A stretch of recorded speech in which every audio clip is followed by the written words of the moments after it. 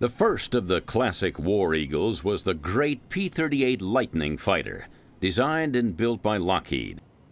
Though still a young company by the mid-1930s, Lockheed was already renowned for its technical excellence.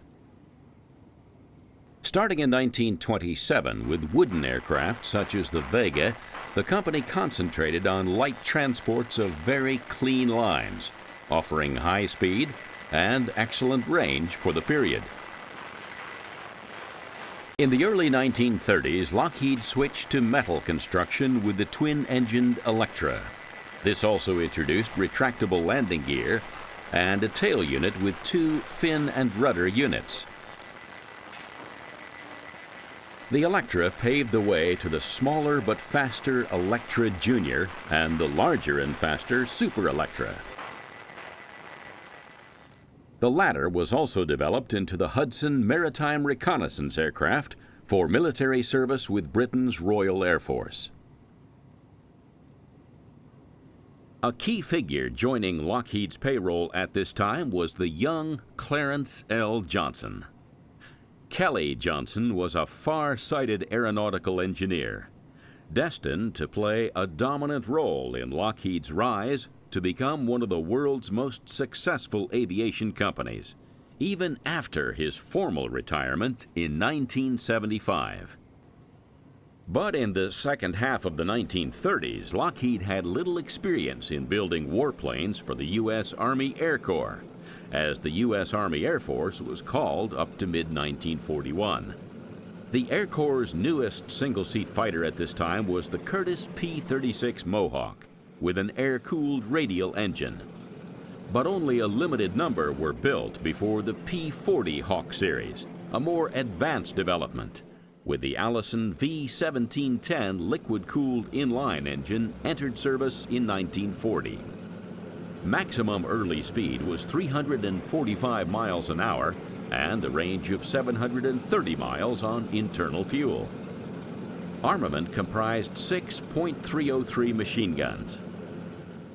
Kelly Johnson, together with more senior Lockheed design engineers, such as Richard von Hake and Hall L. Hibbard, knew that Lockheed could do better, despite the company's comparative youth and modest size.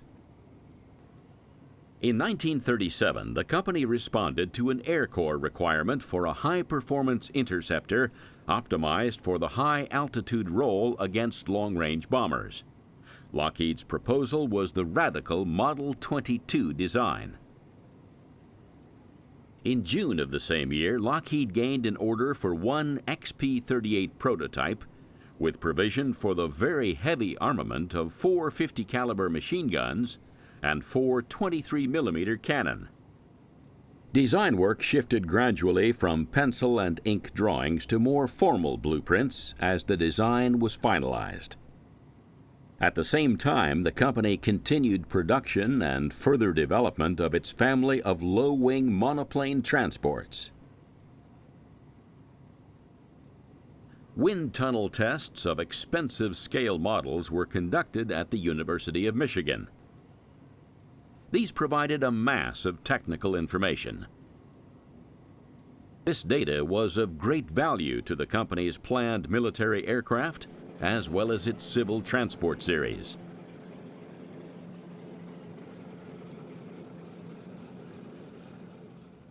By this time, the Lockheed plant at Burbank, California had grown into a major industrial organization housed in modern buildings with advanced facilities.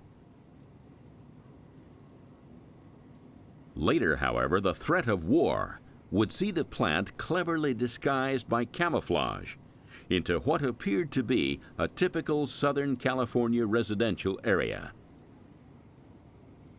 To achieve this effect, specially painted camouflage netting was carried on posts over every significant part of the plant to conceal the facility and to ensure continued aircraft production. However, this was in the future. In the first part of 1937, Lockheed had made its pitch to the Air Corps with the innovative Model 22. Even as company officials and Air Corps officers were discussing the technical merits of the new design, Lockheed was thinking about ways in which the production line could be organized and operated for maximum efficiency. In the absence of a single engine giving the required power, Hibbard's design team had opted for two V-1710 engines carried on booms and driving counter-rotating propellers. Each engine was boosted by a turbocharger to provide the required performance at altitude. What emerged, therefore, was America's first heavy twin-engine fighter. The agility of a single-engine fighter was sacrificed to outright speed and altitude performance, with notably heavy armament. With basic design work complete and the XP-38 contract signed, Lockheed's Burbank plant started work on building the prototype. There was really nothing wholly innovative in the XP-38 structure. It drew on the company's now considerable highly mechanized experience with light alloy sections. These were cut, milled, and pressed to create the sets of components. These component sets were then carefully assembled by the company's skilled engineers on the production line. As the airframe approached completion, the two V-1710 11 or 15 engines were bolted onto the front of the booms ready for their cowlings to be installed. Finally, their propellers would be fitted. The all-up empty weight of the YP prototype was 11,000 pounds. The weight of the final L and M models with upgraded 1,600 horsepower Allison engines was a massive 21,600 pounds.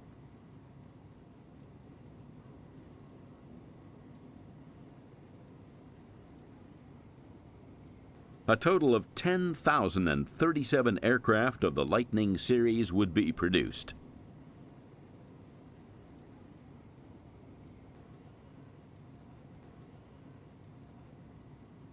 The Lightning was a very pleasing but comparatively large airplane. It was based on a dihedral and tapered wing. Each wing carried outboard ailerons and inboard flaps on its trailing edge.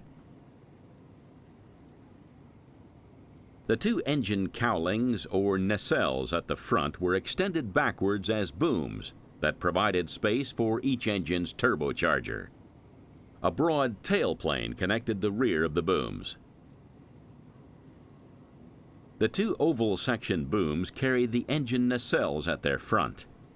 The door-covered bays for the main landing gear units and the engine radiators and turbochargers were in their center, and the two vertical tail units were at their rear.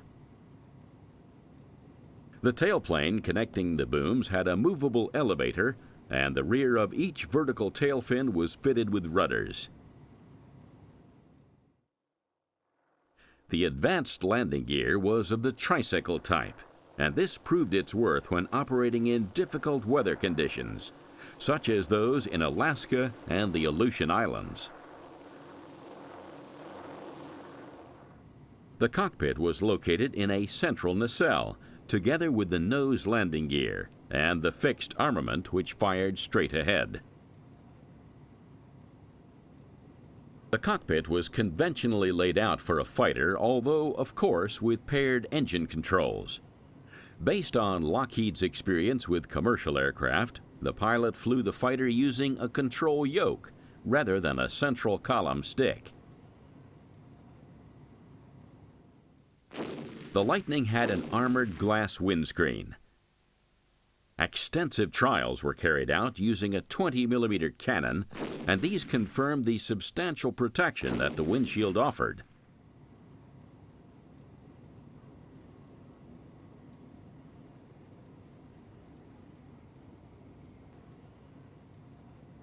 There was also an armored plate directly behind the pilot's seat.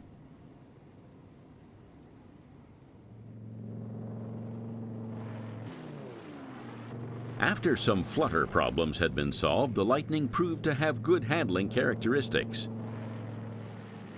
Though the P-38 was not spectacularly agile, it presented its pilots with no particular problems.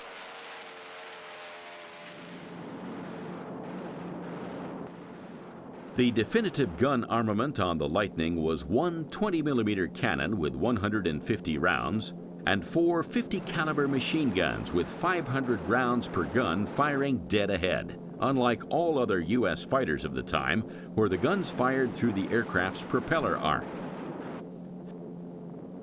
This firepower was enough to deal with most German fighters and could shred the structures of the more lightly built Japanese aircraft.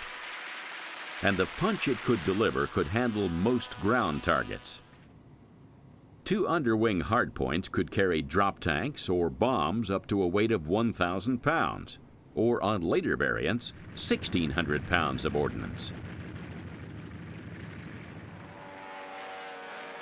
Later aircraft also had provision for 10 5-inch rockets under the outer wing panels.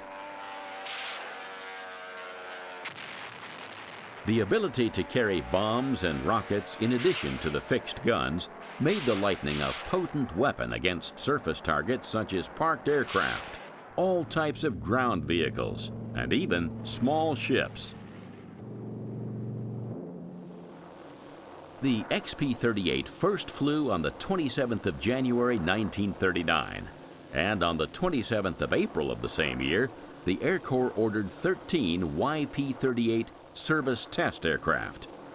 The structure was revised slightly for easier manufacture. V-1710-27 and 29 engines, rated at 1,150 rather than 1,090 horsepower, were fitted, and the armament became one 37mm cannon, as well as pairs of 50 and 30 caliber machine guns. The first YP-38 flew on the 16th of September 1940. By this time, the new fighter had been ordered into production to meet British as well as U.S. requirements. Manufacture and delivery were at first slow, and the last YP-38 was not delivered until June 1941. A few aircraft with 2 seats speeded pilot training. The first full production variants were the P-38E and P-38F, the latter with 1,125 horsepower engines and provision for 2 underwing bombs. Later variants introduced steadily more powerful engines.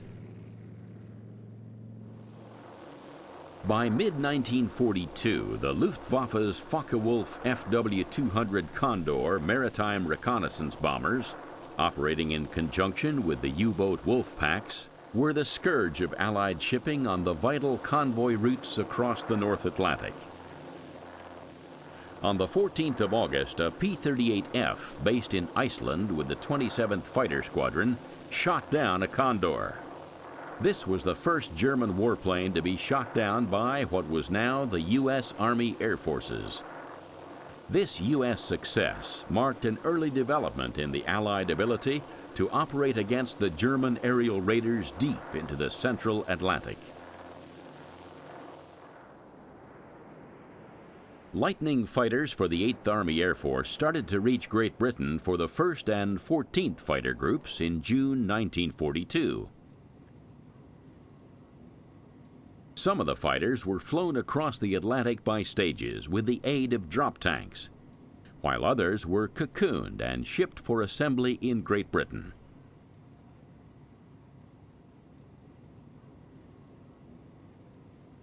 Joined by the men of the 82nd Fighter Group in November 1942, the pilots of the 1st and 14th Fighter Groups were eager to get into battle against the Luftwaffe. The Royal Air Force was already prosecuting the bombing campaign against occupied Europe by night. But now, and for the next 3 years, the 8th Army Air Force would take the battle to the enemy by day.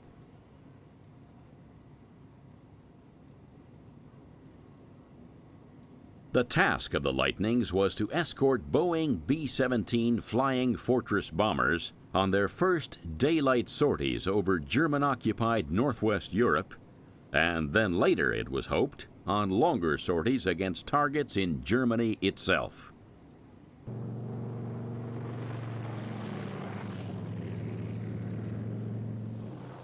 The bombers flew in boxes designed to provide a high degree of mutual defensive fire, and the boxes were staggered in altitude, width, and length, according to tactical schemes that were varied at different times. The bombers were armed with large numbers of 50 caliber machine guns and could generate a substantial volume of fire. But it was recognized that this fire could be useful only against German fighters that came within range. So, an escort of fighters was provided to tackle German fighters as they formed up beyond the bomber boxes before making high-speed firing passes. The bomber formation flew a course designed to avoid the heaviest concentrations of German anti-aircraft fire and to confuse the Germans about the likely target.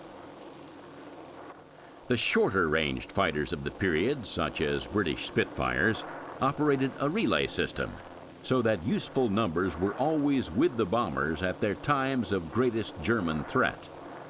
But the Spitfire Mark IX had only a combat radius of 220 miles on internal fuel, sufficient to reach northeastern France and the Low Countries. Complete surprise was almost impossible, for German radar stations in most cases spotted and reported the size, altitude, and bearing of the bomber formations. In its P-38L form, the Lightning eventually would have range on internal fuel of 460 miles. But this was not enough to allow the Lightning to escort the bombers very deep into German territory. It wasn't until the deployment of later War Eagles, such as the P-51D Mustang, with an incredible absolute range of 2,080 miles with drop tank, that the bombers could be escorted all the way to their targets in eastern Germany. Even so, the Lightning proved a useful but not totally successful escort. Its firepower was adequate, as a growing number of kills testified. But the Lightning lacked the agility to mix it with the opposing Focke-Wulf FW-190 and the Messerschmitt Bf-109 single-engine fighters in any sort of turning engagement. The theater in which the Lightning started to come into its own was North Africa, from where the fighters began operating in 1942.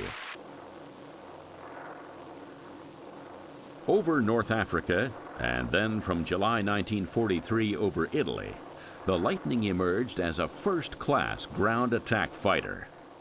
Roaming far and fast, the fighter's fixed and disposable armament allowed it to search out and destroy troop concentration, fighting vehicles, artillery, and dumps. The Lightning was also a good escort for the Douglas C-47 Dakota, that had by this time become the mainstay for Allied tactical transport and airborne forces. The Allied Mediterranean Air Forces, combining 2 numbered U.S. Air Forces and 2 British named Air Forces, controlled operations in this vast theater. In command was U.S. Lieutenant General Ira C. Aker.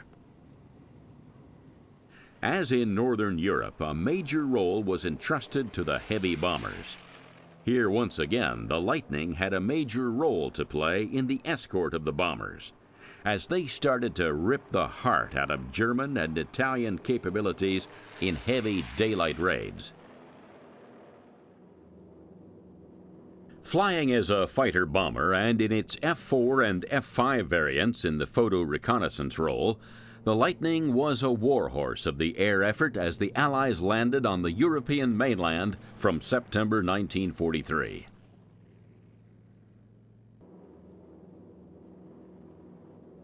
The Lightning squadrons moved forward behind the ground forces. From here, they could respond swiftly to emerging threats, or loiter as long as possible over the front line to be called in when needed.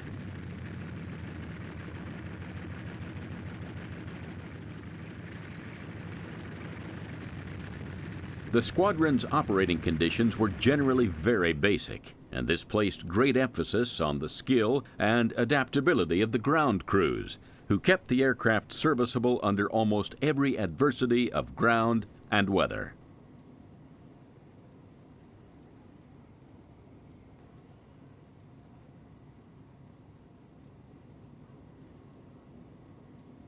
Inevitably, there were aircraft casualties, but the ground crews showed great ingenuity and skill in cannibalizing these machines for spare parts to keep other Lightnings airworthy.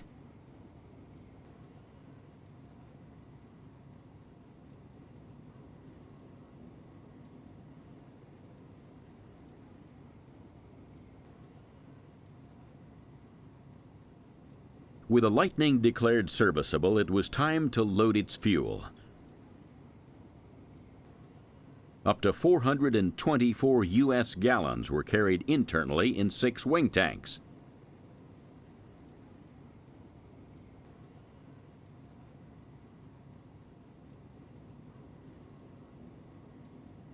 And when these had been filled, up to 600 U.S. gallons could be pumped into the 2 drop tanks that could be carried in place of bombs.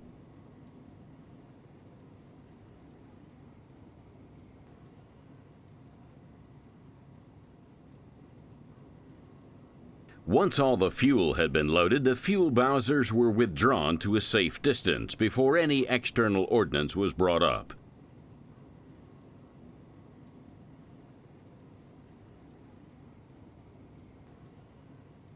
On shorter range sorties, when drop tanks were not needed, 2 500, 1,000, or 1,600 pound bombs could be carried.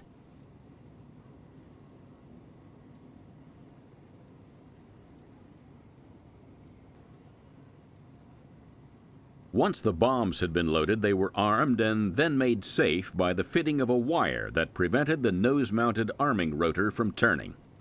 As the bomb fell from the Lightning, this wire was pulled loose, and the turning rotor then armed the bomb.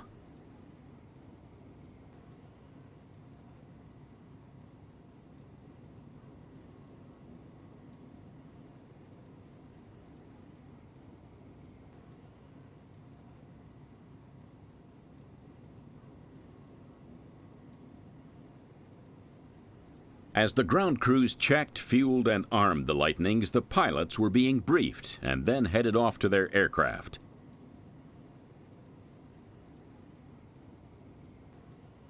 The crews used every type of transport available.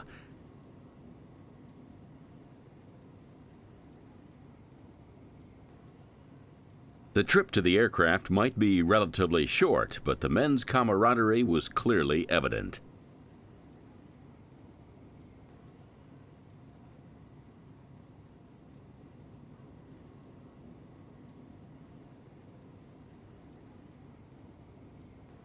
Upon arrival at his Lightning, the pilot was greeted by one of the ground crew before mounting his aircraft.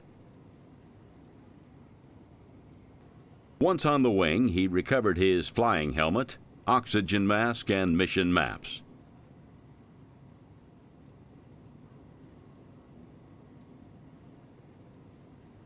For many pilots, there was a final good luck pat for the personalized nose art, which adorned so many of the fighters. The pilot boarded his machine over the port wing route and then clambered into the cockpit with his parachute pack fitting into the seat. As the top of the cockpit was closed and locked, a pilot might take a last look at family photographs before passing these and any other personal items to a member of his ground crew. The carriage of personal material was banned on operational sorties in case it fell into the hands of the Germans. Finally, the pilot checked that there were no smears or other marks on the cockpit transparencies, and that all seemed well with the Lin 3 reflector gun sight behind the bulletproof windscreen.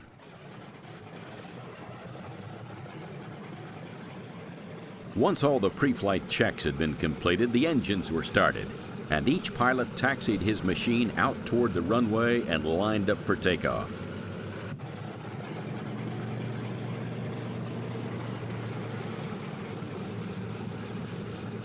On the signal from the control tower, the Lightning accelerated down the runway into the wind, lifted off, and as soon as possible retracted the landing gear and raised the flaps.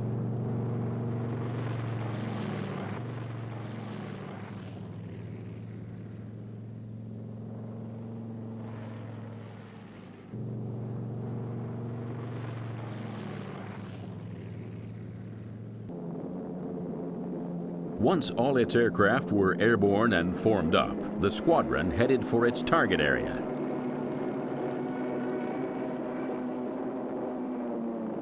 Here, the pilots might have been briefed to attack and destroy a specific target, such as a German defensive position, or a bridge, or to roam in search of targets of opportunity, such as road and rail transport.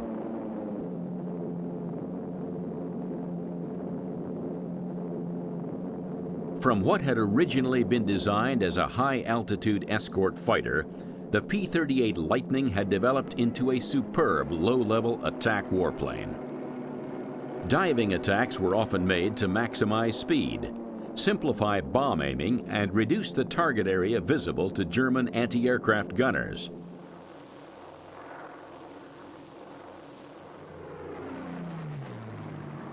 Once the Lightnings had returned, each was turned over to its ground crew once more to be readied for the next sortie.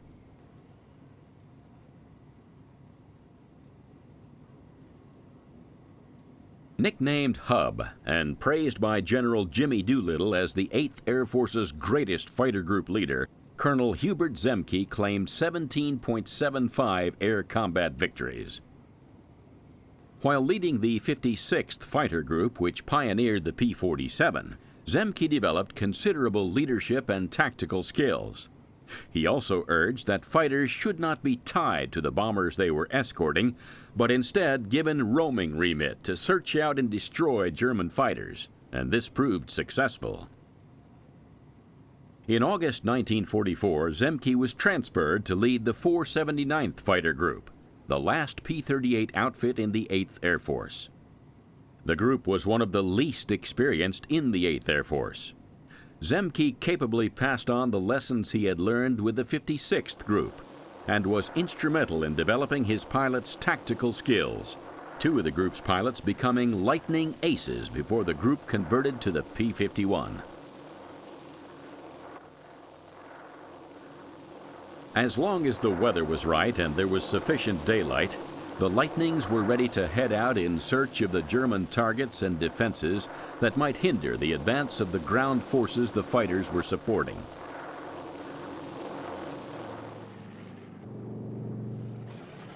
Limited use was made of the Lightning to tow the Waco CG-4 Hadrian assault glider.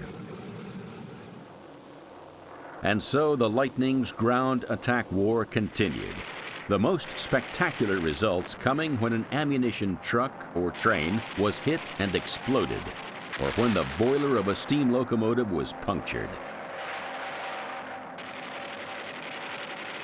The sound, and then the sight of the Lightning at low altitude, came to be something the German forces feared, both on and behind the front line, and they nicknamed it the Fork-tailed Devil.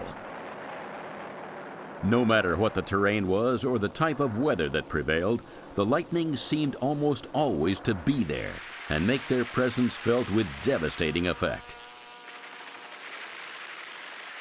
And if the sound and sight of the Lightning were things that struck fear into the hearts of the Germans, their presence also heartened the Allied troops that these powerful fighters were supporting.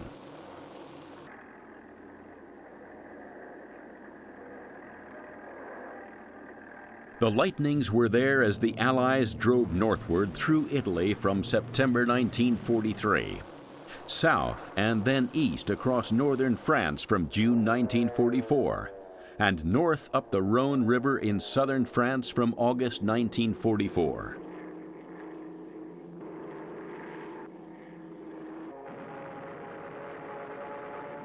And as the Allies closed in on Germany and then punctured its border defenses to drive deep into western Germany, the Lightnings kept up their good work.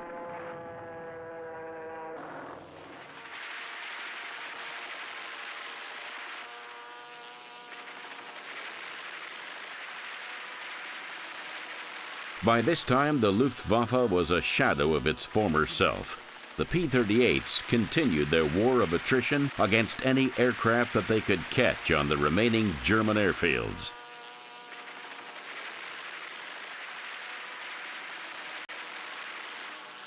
Soon the Allies would have total air superiority over Northern Europe.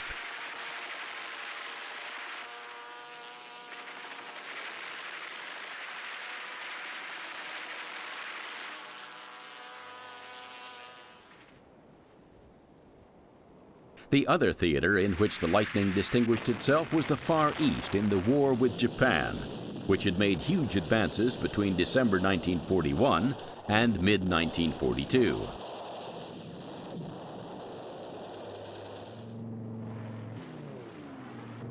Even more so than in the war with Germany, the advantages enjoyed by the Lightning were its good firepower, strong structure with good protection for the pilot and essential systems, and the reliability offered by its twin-engined power plant.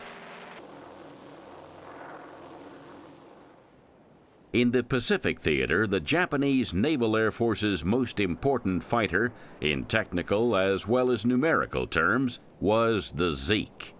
This was the Allied reporting name for the Mitsubishi A6M Ryzen. This last meant Zero Fighter, and the A6M also became known to the Allies as the Zero. Captured and repaired examples of the Zero were put through their paces by the Allied Technical Air Intelligence Unit. This was a joint U.S., Australian, and British unit, and its pilots and engineers assessed the Zero in Australia and then in the USA. Designed as a long-range fighter for operation from aircraft carriers and land bases, the Zero was moderately well-armed and had adequate performance. The Zero reflected Japan's belief that the fighter's most important attribute was first-class dogfighting agility, rather than high outright performance, structural strength, and defensive features such as armor and self-sealing fuel and oil tankage.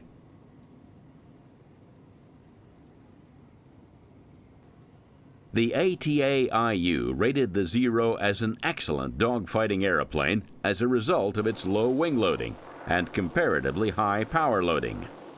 This meant that the Zero possessed superior capability in a turning engagement and generally had a higher climb rate at lower altitudes.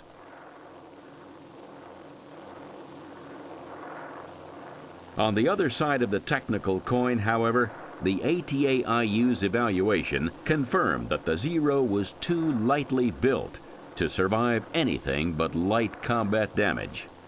The evaluation also revealed that the Zero was not as well protected as contemporary Allied fighters and possessed lower rates of acceleration in both level flight and the dive.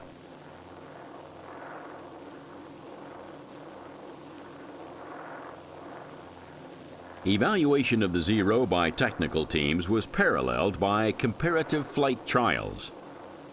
The Allied types against which the Zero was flown in mock combat included the land-based Lightning and carrier-borne fighters such as the Grumman F-4F Wildcat, Grumman F-6F Hellcat, Supermarine Seafire, and Vought F-4U Corsair.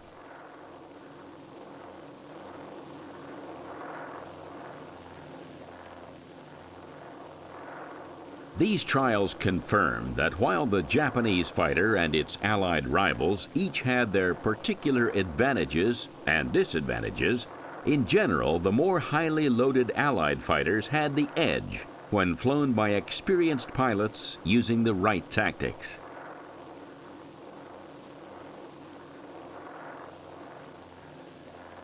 The primary advantages enjoyed by all the Allied fighters were greater strength, much better protection for the pilot, and key elements of the airplane, generally higher speed, and far superior dive and zoom performance.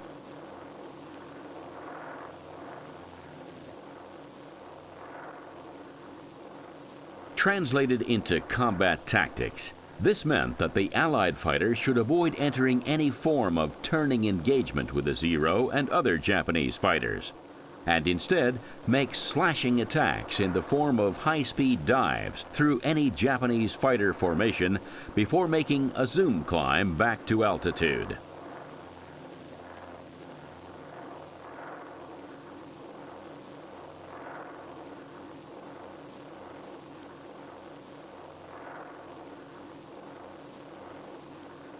The Zero was by far the best naval fighter in the world at the time of its introduction in 1941. Captain Eric Winkle Brown, one of the ablest of the British test pilots, concluded that, "I don't think I've ever flown a fighter that could match the turn rate of the Zero. The Zero ruled the roost totally and was the finest fighter in the world until mid-1943.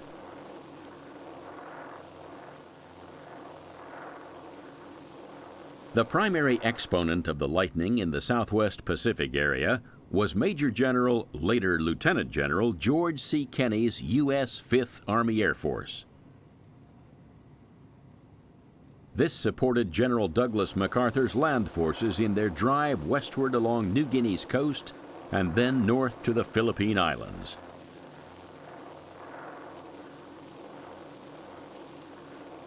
U.S. pilots soon learned from combat experience how to exploit the capability of the Lightning, and a classic victory came on the 18th of April, 1943.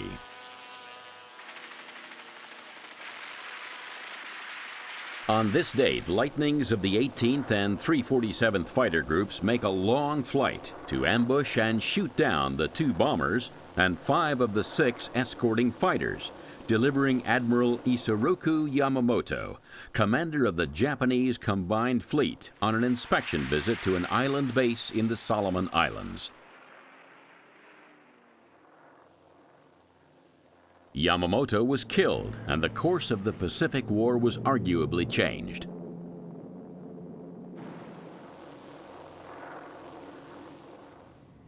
Just as important as the Lightning's numerically superior fighter variants were the F-4 and F-5 photo reconnaissance models. In these, the nose-mounted armament was removed to provide volume for camera equipment.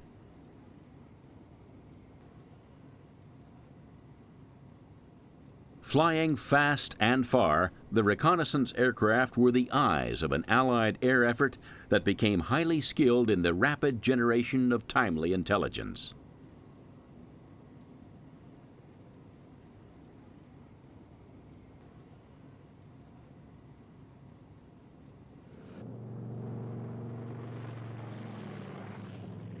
The Lightning's ability to maintain flight on just one engine was of literally vital importance to pilots operating over the vast sea, and great land areas in which jungle and mountain meant that a forced landing was likely to be fatal.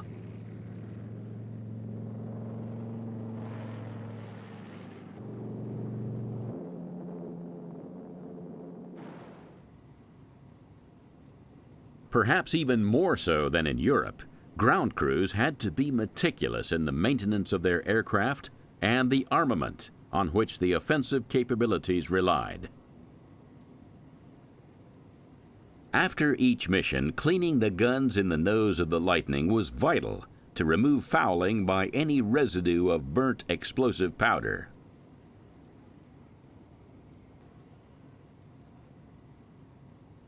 Extemporization was required right across the board, and this was as true of accommodation as of maintenance. The fuselage of this wrecked Curtiss C-46 Commando transport, for example, was adapted as a workshop.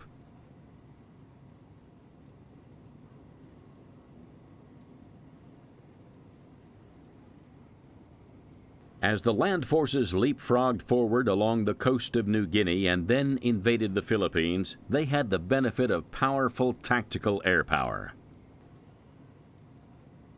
This air power operated from Japanese airfields, which were among the first objectives earmarked for capture. After their seizure, these airfields were improved to cope with the larger, heavier, and more numerous U.S. aircraft.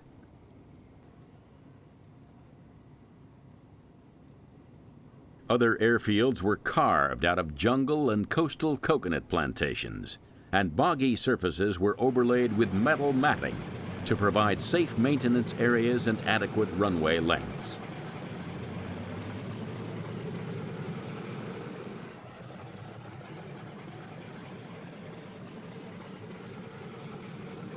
The Lightning operated from such airfields, often only a short flying time behind the front line. As Japanese fighter strength was steadily whittled away, the Lightnings could be switched increasingly from the air combat role to ground attack, in direct support of the U.S. Army's infantry and armored formations.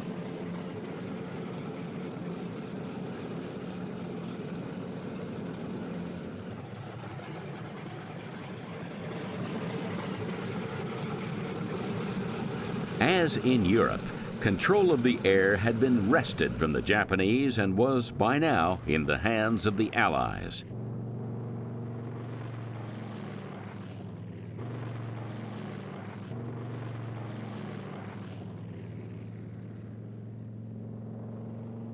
Lightning pilots became extremely skilled in the location and destruction of Japanese strongpoints. These were carefully concealed on flat ground and in hillsides.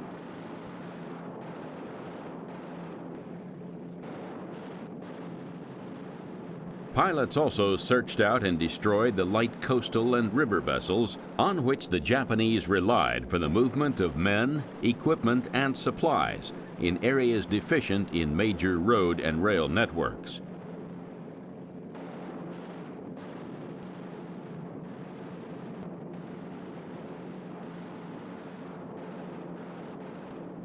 Progressively, Allied air power began to dominate the skies over the Pacific.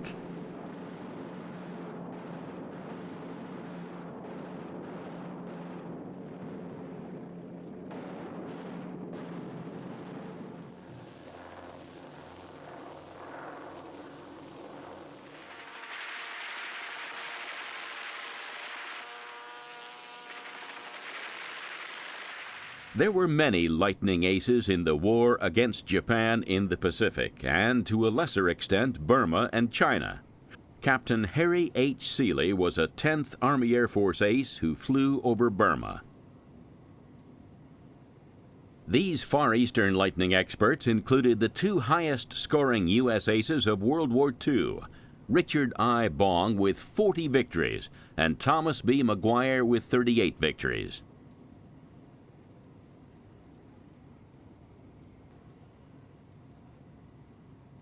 Bong joined the U.S. Army Air Corps in May 1941 and in September 1942 reached Australia to join the 49th Fighter Group near Darwin. As a pilot of the group's 9th Fighter Squadron, Bong achieved his first two victories over New Guinea on the 27th of December as the Lightning made its debut in the Southwest Pacific area.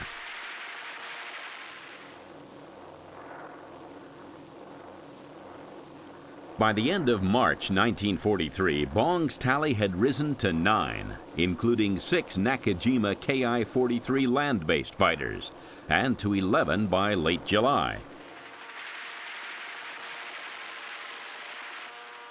Then on the 26th of July, Bong claimed 4 fighters and another 2 days later.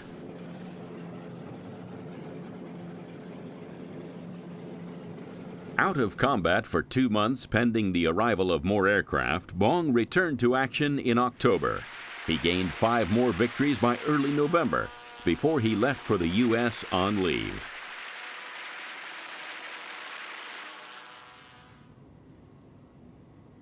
Bong returned in February 1944 and received a roving commission to fly where and with whom he liked.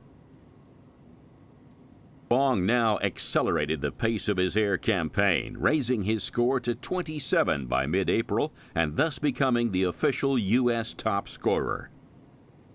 Sent home again, Bong undertook an advanced gunnery course and then returned to New Guinea in September 1944 as a gunnery instructor.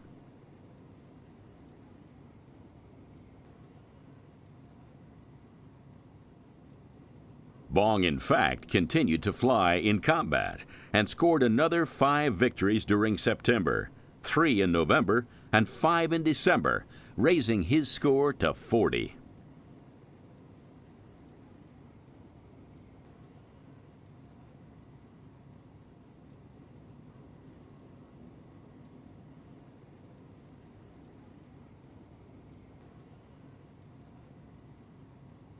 Bong was now flying over the Philippines, where on the 12th of December 1944, General MacArthur presented him with a Medal of Honor. The citation read in part, "For conspicuous gallantry and intrepidity in action, above and beyond the call of duty, in the Southwest Pacific area, from 10 October to 15 November 1944. Though assigned to duty as gunnery instructor, and neither required nor expected to perform combat duty, Major Bong voluntarily and at his own request engaged in repeated combat missions, including unusually hazardous sorties over Balikpapan, Borneo, and in the Leyte area of the Philippines.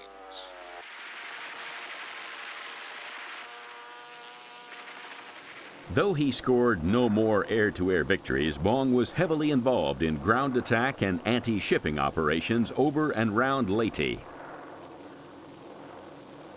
He was then taken off operations once again and sent back to the USA in January 1945.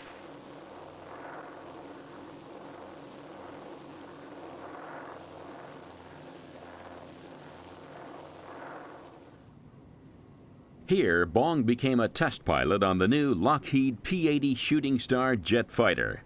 But taking off in one of these aircraft on the 6th of August 1945, just before the end of the war, he suffered an engine flameout, crashed, and was killed.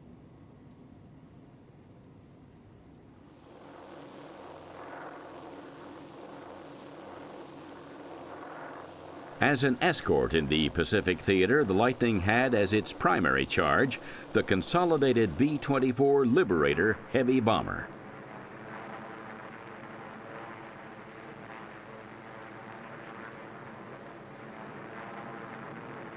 Pilot to crew, check in. Over. Place gun, okay. Tail gun check. Billy turret getting set now. Mr. Gun, okay. Pilot to navigator. What's the word? Navigator to pilot. Approaching target. Check. There it is, the end of the line.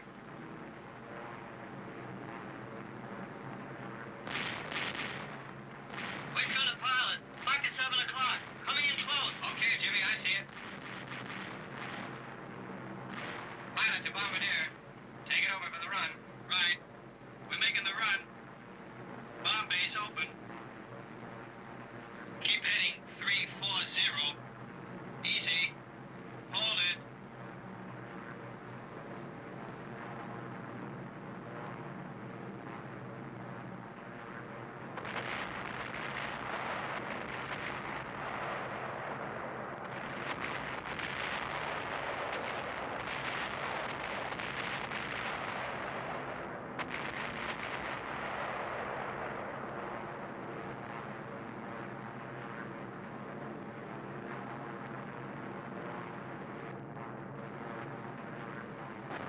Mr. the pilot, phosphorus bombs popping all over the place. Yeah, they're getting our range.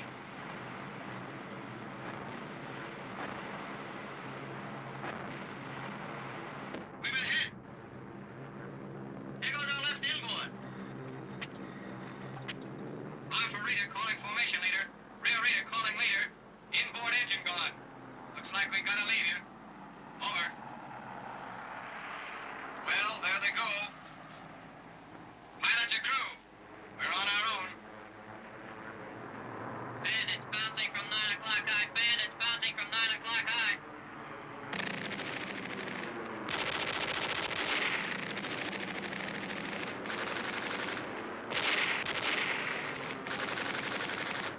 Finding on through. Stay with me. Hang on. You've nicked him. Got him. Keep pouring it in. I got him. I got him. He flopped. Still coming. Get that one diving through. Got him. Nice going. Watch it. Bandits out of the sun.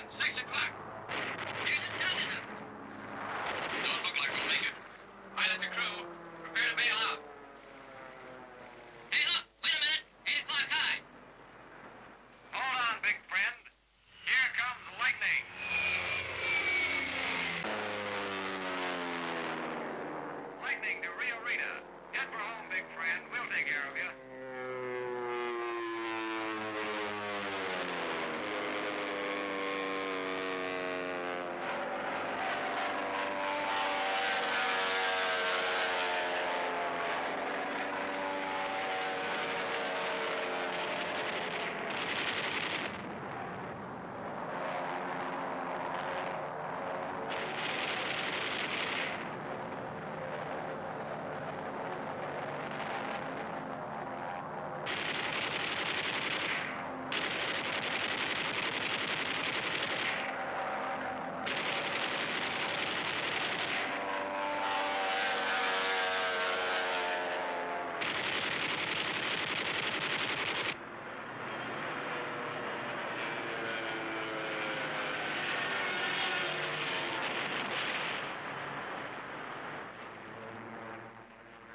Well, we're in the clear now.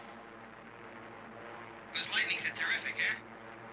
Control tower from Army 127. Control tower, over.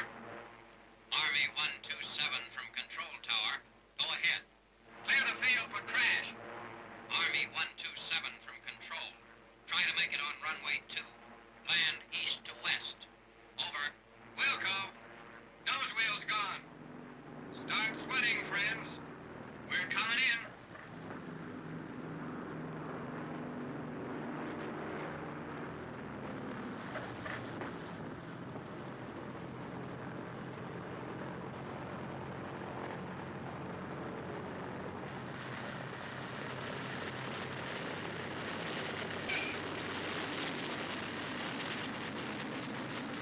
Hang on, boys. This is it.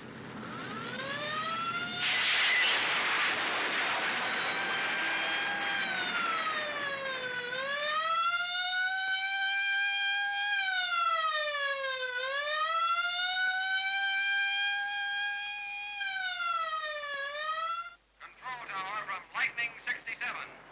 Request emergency landing. Lead plane on fire.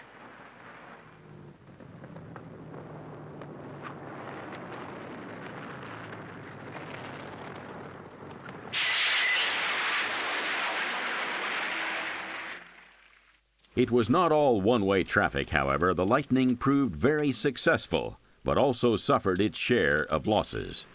Many of these losses were the result of non-operational factors, but most resulted directly from enemy action or the damage sustained in combat.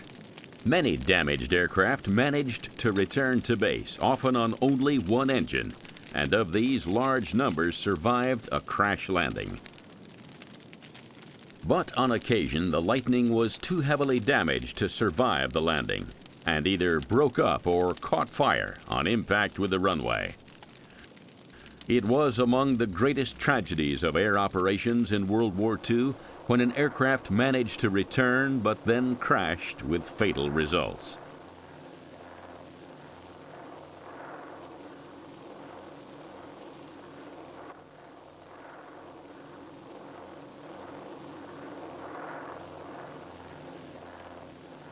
Ultimately, though, the P-38 Lightning played a huge role in the Allied victory in World War II. It was the only U.S. fighter that remained in production throughout the war. But other, even greater war eagles were to follow.